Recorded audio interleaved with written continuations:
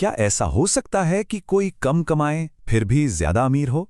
आज हम एक ऐसे ही चौंकाने वाले पैराडॉक्स को समझने वाले हैं कि कैसे ज्यादा सामान होना असल में किसी को अमीर नहीं बल्कि और गरीब बना सकता है। चलिए इसे समझने के लिए एक ही शहर में रहने वाले दो लोगों की कल्पना करते हैं। पहला, जो साल का $95,000 कमाता है, उसका घर नए नए गैजेट्स और ऐसे कपड़ों से भरा पड़ा है जिन पर अब तक टैग लगे हैं, लेकिन उसका बैंक अकाउंट लगभग खाली है। वो किसी भी आर्थिक संकट से सिर्फ 2 महीने की सैलरी दूर है। और फिर है दूसरा इंसान जो साल का $52,000 कमाता है। उसका घर काफी शांत और व्यवस्थित है और उसके पास अगले 18 महीनों के खर्च के बराबर की सेविंग्स हैं। तो सवाल ये उठता है कि ये कैसे मुमकिन है?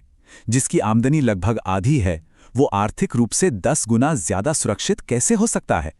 देखिए, इसका जवाब सैलरी में नहीं है।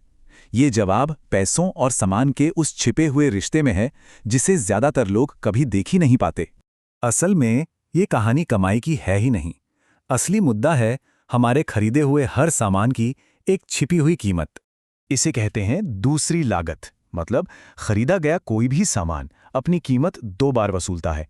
पहली बार तो दुकान पर, और फिर बार बार उसे रखने की जगह में, उसके रख-रखाव में, उस पर खर्च होती मानसिक ऊर्जा में, और सबसे जरूरी अवसर की लागत यानी अपॉर्चुनिटी कॉस्ट के रूप में। एक छोटा सा उदाहरण लेते हैं। सोचिए उस ट्रेडमिल के बारे में जो घर के किसी कोने में धूल खा रही है। पता है, एक शहर में वो जितनी जगह घेरती है उस जगह की कीमत साल के $1,000 तक हो सकती है। ये उस मशीन को रखने का एक छिपा हुआ किराया है जिसका इस्तेमाल शायद ही कभी होता हो। और बड़ी चीजों का क्या? मान लीजिए किसी के पास एक नाव है, तो हर साल उस नाव की कीमत का 10% सिर्फ उसके रख रखाव, बीमा और मरम्मत पर खर्च हो सकता है। ये एक ऐसा खर्च है जो लगातार चलता रहता है, भले ही वो नाव कभी पानी में उतरे ही ना। लेकिन जो सबसे बड़ा और छिपा हुआ खर्च है वो है अवसर की लागत। वो $15,000 जो होम जिम पर खर्च हुए, अगर उन्हें कहीं इन्वेस्ट कर दिया जाता तो 15 सालों में वो $50,000 से भी ज्यादा बन सकते थे। तो असल में सिर्फ एक जिम नहीं खरीदा गया, बल्कि भविष्य की आर्थिक आजादी का एक बड़ा हिस्सा बेच दिया गया। तो फिर इस जाल से निकला कैसे जाए? इसका हल है सोच समझकर जीने के कुछ बहुत ही आसान नियमों में। पहला नियम है प्रति उपयोग लागत यानी कॉस्ट पर यूज निकालना। ये स्लाइड इसे बहुत अच्छे से दिखाती है। एक $400 की जैकेट जिसे 200 बार पहना गया, उसकी हर बार पहनने की लागत सिर्फ $2 हुई। वहीं एक $200 की जैकेट जिसे सिर्फ 2 बार पहना गया, उसकी एक बार पहनने की लागत $100 पड़ गई। तो अब बताइए, असली सस्ती जैकेट कौन सी हुई? दूसरा नियम है रिप्लेसमेंट टेस्ट। अपने आसपास की हर चीज को देखिए और खुद से एक सीधा सवाल पूछिए, अगर ये चीज आज गायब हो जाए तो क्या इसे बदलने के लिए सच में पैसे खर्च किए जाएंगे? आप हैरान रह जाएंगे कि कितनी बार इसका जवाब नहीं होगा। और यही वो चीजें हैं जो सिर्फ आदत की वजह से जिंदगी में पड़ी हुई हैं। अगला, एक ऐसा नियम जो सब कुछ बदल सकता है। सिर्फ बोरियत की वजह से कभी अपग्रेड मत कीजिए। हमारा फोन, हमारा टीवी, हमारी कार, सब कुछ ठीक ठाक काम कर रहा होता है, लेकिन हम उन्हें बदल देते हैं क्योंकि एक नया चमचमाता मॉडल बाजार में आ गया है। यही वो आदत है जो चुपचाप हमारी दौलत को खा जाती है। एक चीज तब तक काम की है जब तक वो अपना काम कर रही हो, न कि तब तक जब तक कोई नई चीज ना आ जाए। हमें बचत को आसान और फालतू खर्च को मुश्किल बनाना है। इसका तरीका है खर्च करने के रास्ते में कुछ रुकावटें खड़ी करना, जैसे फोन से शॉपिंग ऐप्स हटा देना। कोई भी गैर जरूरी चीज खरीदने से पहले 24 घंटे रुकने का नियम बनाना। और सबसे जरूरी, अपनी बचत को ऑटोमेट कर देना ताकि पैसा हाथ में आने से पहले ही बच जाए।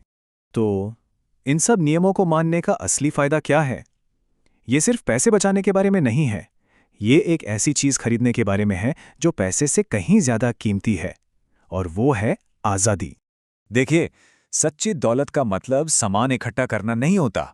सच्ची दौलत है ऑप्शनैलिटी, यानी अपनी जिंदगी के बड़े फैसले लेने की आजादी बिना पैसों की चिंता किए।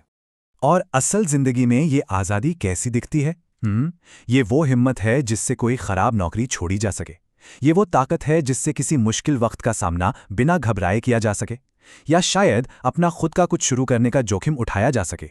यही है असली आर्थिक आजादी। और आखिर में ये सब एक बहुत ही पावरफुल साइकिल को चुनने जैसा है। जैसे ही कोई सोच समझकर खर्च करना शुरू करता है तो एक ऐसा पॉजिटिव लूप शुरू हो जाता है जो अपने आप मजबूत होता चला जाता है। देखिए, ये कैसे काम करता है। कम खर्च मतलब ज्यादा बचत मतलब आर्थिक सुरक्षा का एहसास। और मजे की बात यह है, जब कोई आर्थिक रूप से सुरक्षित महसूस करता है तो खुशी या स्टेटस के लिए सामान खरीदने की भावनात्मक जरूरत ही कम हो जाती है। ये एक ऐसा चक्र है जो असली दौलत बनाता है। चलिए अब शुरुआत वाली कहानी पर लौटते हैं। वो इंसान जो $52,000 कमाकर भी आर्थिक रूप से आज़ाद था, वो वहां तक अपनी सैलरी की वजह से नहीं पहुंचा था। वो पहुंचा था अपनी सोच की क्लैरिटी की वजह से। ये समझने की क्लैरिटी की असल में क्या मायने रखता है। तो अंत में बस एक ही सवाल बचता है, क्या लोग अपने सामान के मालिक हैं या उनका सामान ही उनका मालिक बन बैठा है? इसका जवाब ही ये तय करेगा कि भविष्य में आर्थिक आज़ादी होगी या सिर्फ चीज़ों को इकट्ठा करने का एक अंतहीन सिलसिला। सोचने वाली बात है ना?